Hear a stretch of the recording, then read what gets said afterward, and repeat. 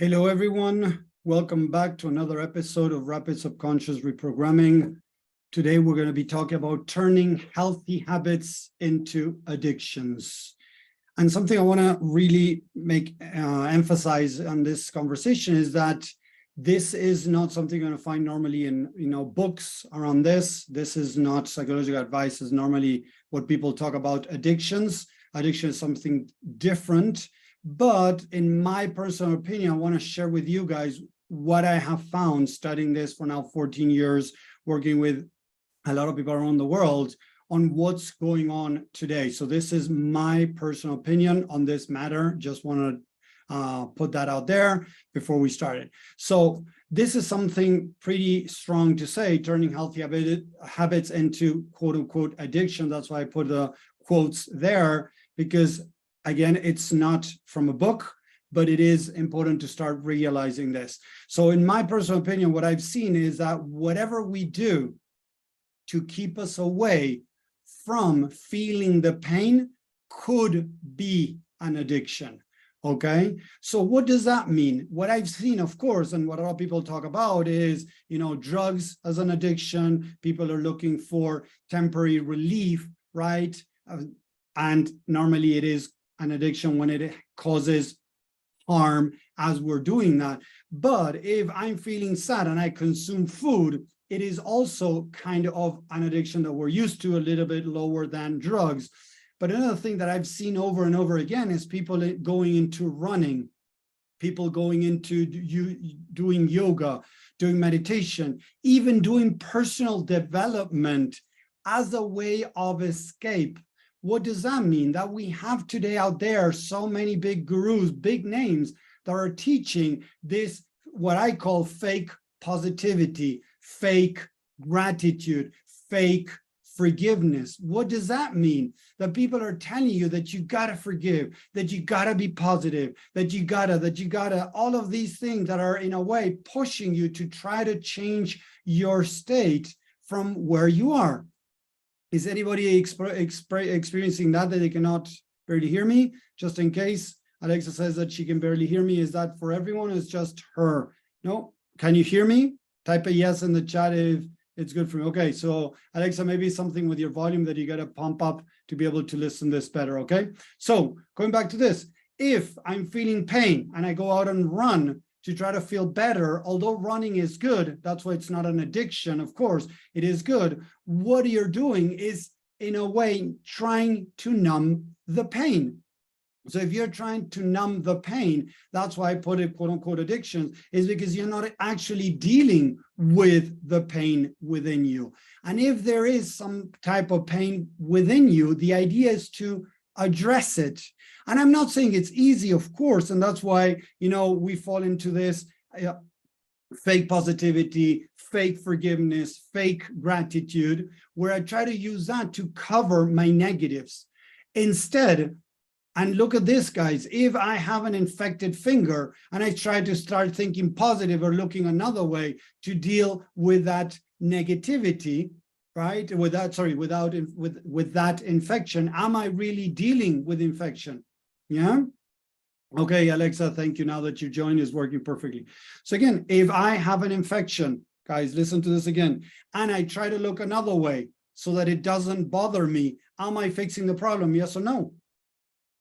So if I wouldn't try to walk away from an infection, I need to deal with it. I need to, maybe, disinfect, take some medication, whatever it is that I think I might need to do. Walking away from it, ignoring it, pretending it's not there, it's not gonna it's not gonna really solve the problem.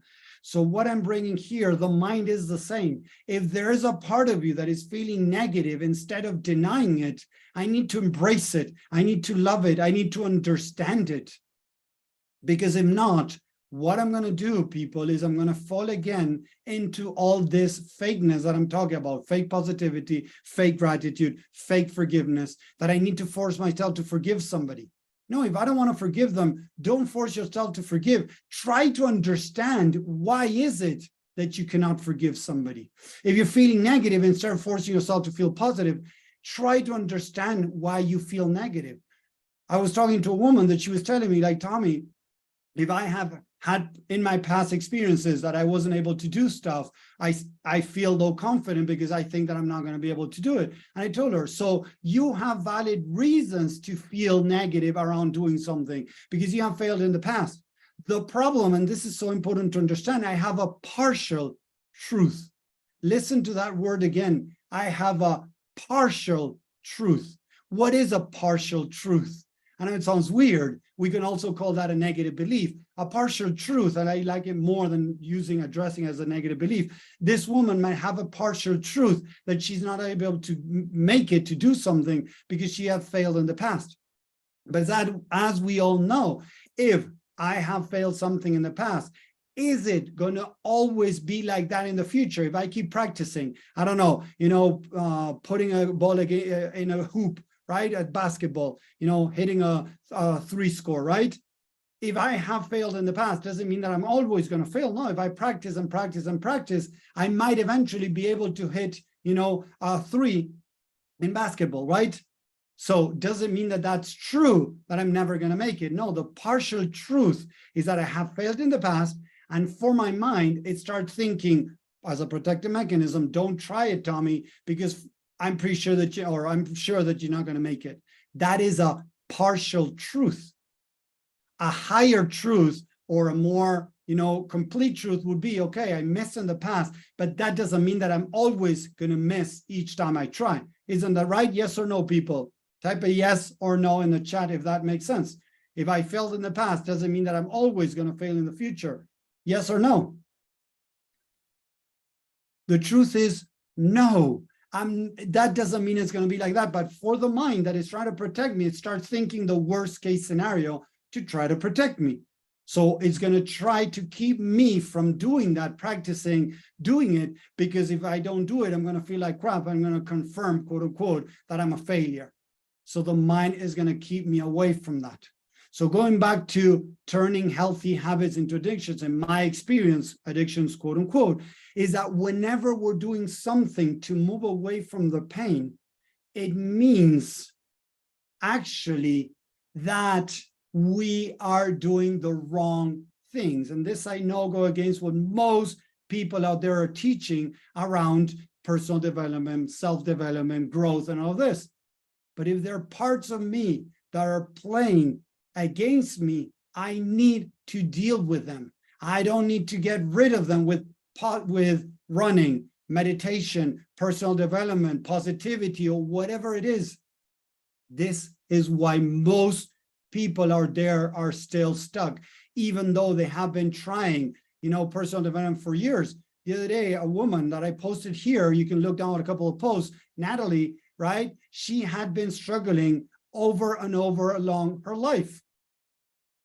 She has been in personal development for 20 years, but she was trying to deny the negatives, to move past the negatives, to run over them, ignore them, repress them, whatever. For the first time, she tried embracing the negatives, loving that part of her that was feeling negative. And look at her testimonial. After 20 years, she finally discovered the answer that she was looking for.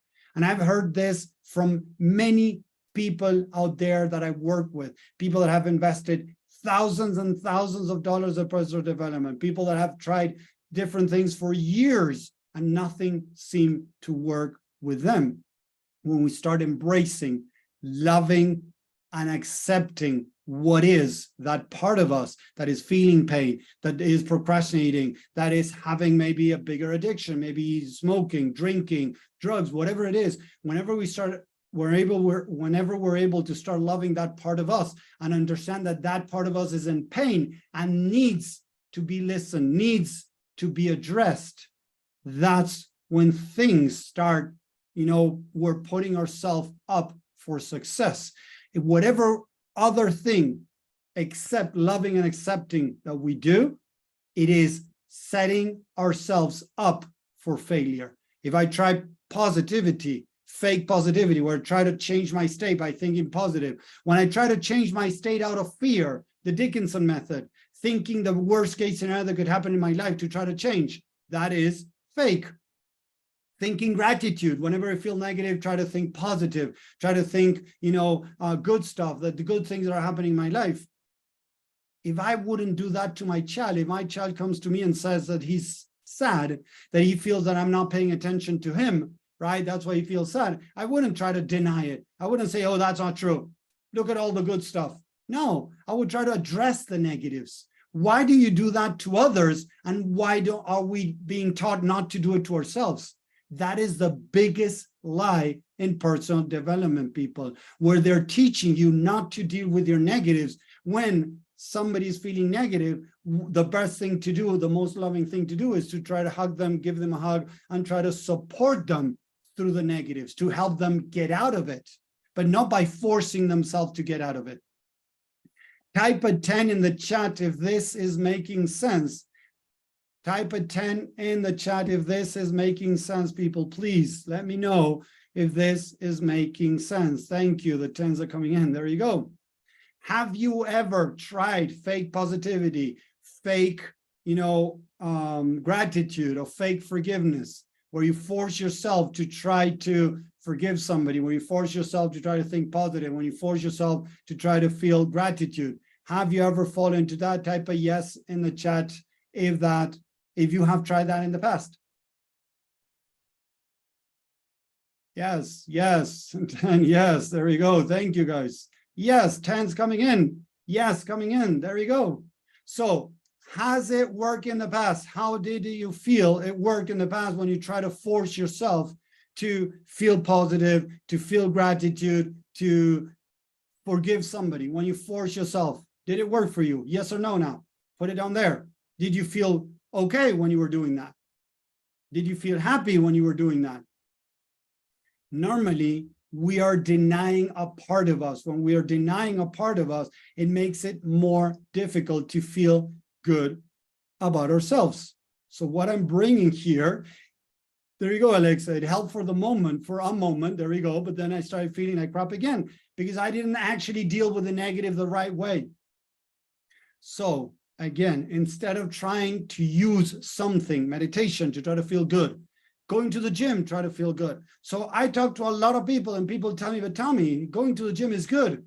I like going to the gym. That's good. Don't get me wrong. But I ask you this, imagine Karen. Karen, if you don't go to the gym for a week, how are you going to feel? If Karen is somebody that likes to go to the gym every day, every other day, whatever, 5 days a week, 3 days a week, the answer they get all the time from these people that are using, quote unquote, these type of things as addictions, quote unquote, is that when I ask them, what if you stop meditation? Oh, I'm going to feel like crap. Why are you going to feel like crap? Oh, because, that keeps me happy. That keeps me connected. So it means that you need to do something to try to cover the weirdness, the negativity, the sadness within you. If you need to go run whenever you feel sad, you're not really dealing with the sadness. You're just covering it up with something that makes you feel good. So that's why, again, quote unquote, addictions. Addictions are things that people do to try to feel some type of compensation. That, of course, it has some negative on them. But the truth, if I go run, it in a way creates more disconnect from that part of me that is feeling pain. There's a bigger disconnect. So it's still negative. That's why I'm talking about my own experience, my own way of naming addictions, because according to psychologists, according to the medical society, this is not true, what I'm saying, because addiction will be something that does something bad to you. But if I use meditation, right, to try to feel good whenever I'm feeling negative and I don't deal with the negativity, it still has a negative impact on you. So it's important to realize these things so that, again, we can stop disconnecting. It's all about connection, not disconnect. As we say that social media many times disconnects us from the environment, we look in there, right, and it's starting to be, of course, called an addiction. The same way I believe it's my personal opinion that going on a diet, going to the gym, meditation, personal development, many of the things that people are doing out there that seem healthy are not being healthy because they are used to disconnect, to cover the pain, to numb the pain, and it has negative effects in the medium or long run.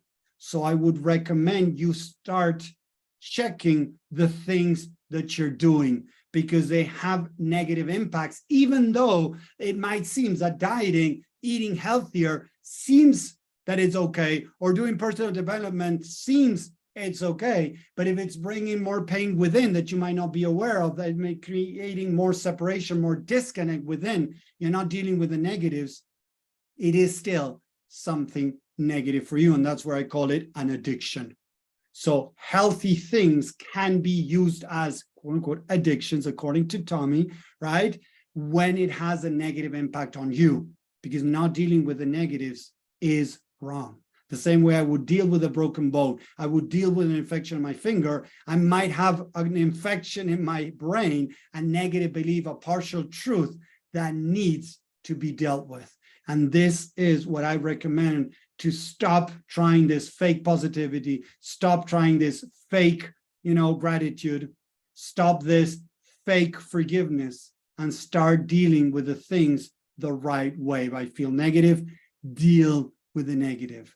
So I hope this makes sense. I hope this really helps. This you're not going to find in any book, encyclopedia about addiction. You're not going to find it in the internet as addiction as I represented. But you'll realize that as we continue as society discovering more, doing more research, people are going to start calling out that addictions, that whenever you move away from the pain and it can have a negative impact on you, can still be an addiction. So running could still be an addiction. Going to the gym often could be an addiction. Whatever it is that you're doing to try to move away from the pain could be named as an addiction. So I hope this makes sense. I hope this helped, guys, to help you out with this, because again, moving away from the pain is not going to solve the problem deep down. It's just going to bring a temporary relief. And as I normally say, it's like pumping air into a broken tire. Instead of patching up the tire, you're pumping air to go a little bit further. So you're going to stop every X amount of time or kilometers or miles to fill up, that tire again to try to keep going. Instead, I want to share with you how to start patching up that tire so that eventually the air you put into it stays in there. And it's not something that you keep solving all the time.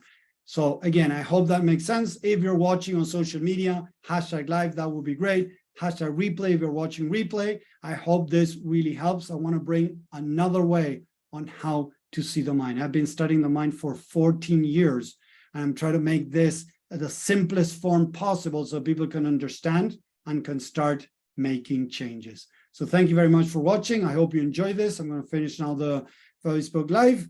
And again, I hope it really helped. Take care and have a great day, guys. Bye.